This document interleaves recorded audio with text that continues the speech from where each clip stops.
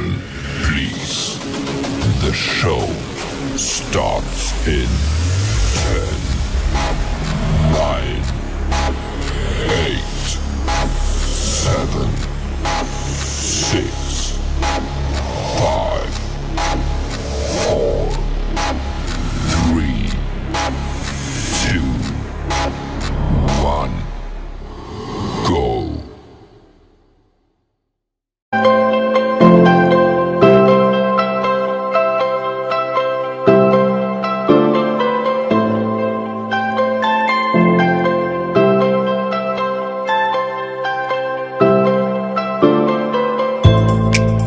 Bismillahirrahmanirrahim. Assalamualaikum warahmatullahi wabarakatuh. Kembali lagi bersama saya, channel Ari Teacher Bahasa, yang membahas tentang berbagai macam materi yang berkaitan dengan bahasa Indonesia.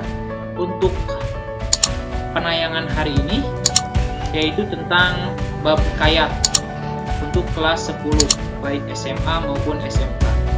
Baik, di sini saya akan memberikan contoh ini, sebuah contoh teks hikayat Indra Bangsawan.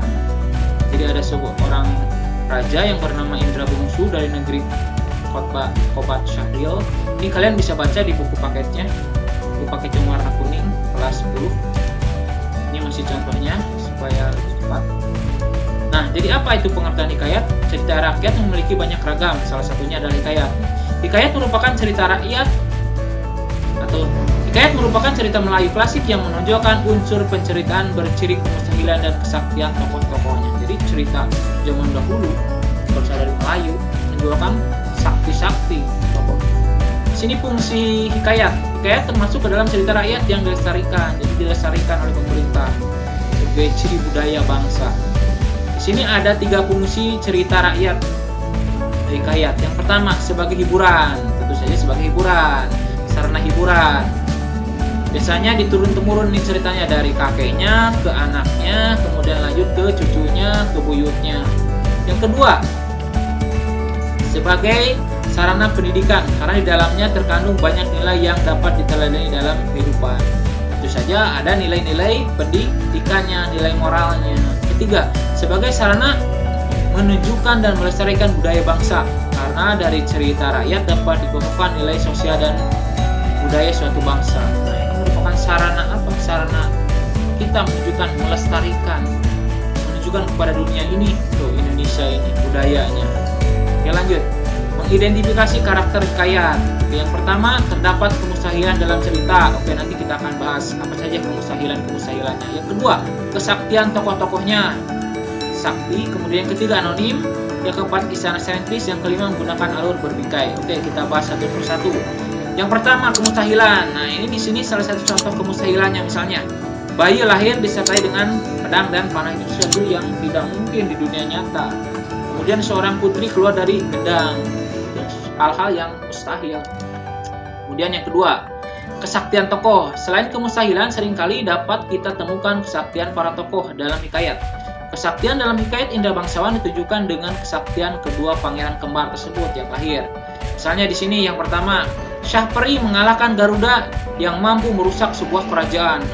Seorang pangeran mampu mengalahkan Garuda. Garuda ini hebatnya bisa merusak sebuah kerajaan, tapi dikalahkan oleh Syah Peri, pangeran tadi. Yang kedua, raksasa memberi sarung kesaktian untuk mengubah wujud dan kuda hijau untuk mengalahkan Buraksa. Ini ada seorang raksasa kemudian mengubah wujud, hal-hal yang saktian tokoh. Tiga, Indra Bangsawan mengalahkan Buraksa. Buraksa ini adalah seorang raksasa, sakti berarti. Kemudian mengidentifikasi karakter hikayat, ini contohnya ini. Nah, yang ketiga tadi, anonim. Salah satu ciri cerita rakyat termasuk hikayat adalah anonim. Anonim berarti tidak diketahui secara jelas nama pencerita atau pengarangnya. Jadi tidak diketahui siapa sih pengarang Indra Bangsawan, itu tidak diketahui.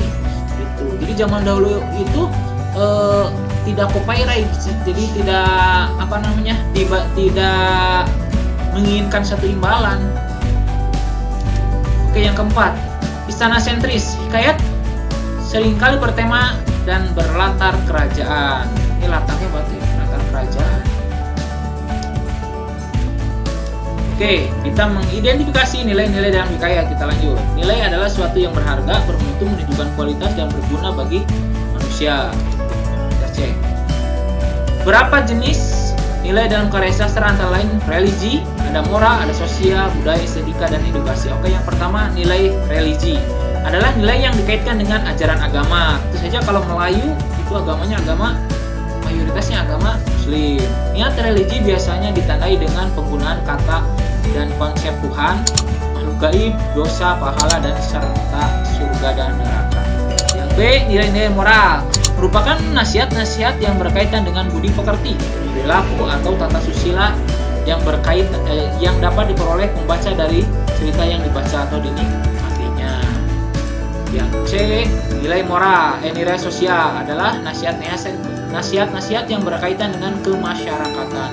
Indikasi nilai sosial biasanya dikaitkan dengan kepatuhan, kepantasan bila diterapkan dalam kehidupan sehari-hari. Ini biasanya dalam kehidupan sehari-hari nilai sosial. D, nilai budaya adalah nilai yang diambil dari budaya yang berkembang secara turun-temurun dari masyarakat. Ciri khas nilai budaya dibandingkan nilai lainnya adalah masyarakat takut meninggalkan atau menentang nilai tersebut karena takut sesuatu yang buruk menimpanya, biasanya seperti itu. E, nilai estetika berkaitan dengan keindahan dan seni. Dan F, nilai edukasi adalah nilai yang berkaitan dengan pendidikan. Kita lanjut, mengidentifikasi nilai-nilai dalam hikayat. Oke, kita lihat. Ini masih hikayat Indra Bangsawan. Kita lihat nilai agamanya. Nilai konsepnya, memohon kepada Tuhan dengan berdoa dan bersedekah agar dimudahkan urusannya. Ini mohon kepada Tuhan ini adalah salah satu unsur agama. Oke, lanjut, sosial. Konsep nilainya misalnya tidak melihat perbedaan status sosial. Ini misalnya raja dan rakyat tidak membeda-bedakan. Oke, lanjut, budaya. Raja ditunjuk berdasarkan keturunan dan raja yang memiliki putra lebih dari satu selalu mencari tahu siapa yang paling gagah. Ini biasanya oleh budaya itu. Pasti kan kalau kerajaan itu kalau dia punya anak satu berarti dia jadi ahli waris. Kalau anaknya dua, dia disuruh siapa yang paling gagah, siapa yang paling tangguh, baru dijadikan putra mahkota. Lanjut, ketiga, budaya. Mencari jodoh putrinya dengan cara mengadakan sayembara. Jadi zaman dahulu itu kalau sebuah kerajaan ingin menikahkan seorang putrinya, diadakan sayembara. Itu budaya. Kemudian moral. Tidak mau bekerja keras untuk mendapatkan sesuatu, memperdaya orang, tidak berusaha. Ini dari budaya, misalnya kejahatan. Misalnya di sini, Hatta datanglah ke 9 orang anak raja meminta susu kambing yang disangkanya susu harimau beranak muda. Nilai edukasi ini, kewajiban belajar ilmu agama sejak kecil. Oke, ini kita akan lanjut ke menganalisis nilai-nilai dalam hikayat yang masih sesuai dengan kehidupan sehari-hari. Misalnya kutipannya, adapun Raja Kubir itu takluk kepada Buraksa dan akan menyerahkan putrinya. Nilai yang terkandungnya terdapat nilai budaya, yaitu mencari menantu melalui sayembara itu. Zaman dulu itu seperti itu. Ini masih nilai budaya. Kemudian menjelaskan kesesuaian nilai-nilai dalam hikayat dengan kehidupan saat ini dalam teks eksposisi. Di sini ada yang disebut dengan ini tesis atau pernyataan tentang kesesuaian sebuah nilai dengan kehidupan saat ini. Misalnya nilai sosial untuk saling tolong. Argumentasi yang digunakan harus merujuk pada kehidupan saat ini, yaitu masih menerapkan nilai-nilai tersebut. Yang ketiga, menggunakan struktur teks eksposisi. Ada tesis, argumen, pernyataan ulang, dan kaidah kebahasaan teks eksposisi. Struktur ini struktur hikayat nih.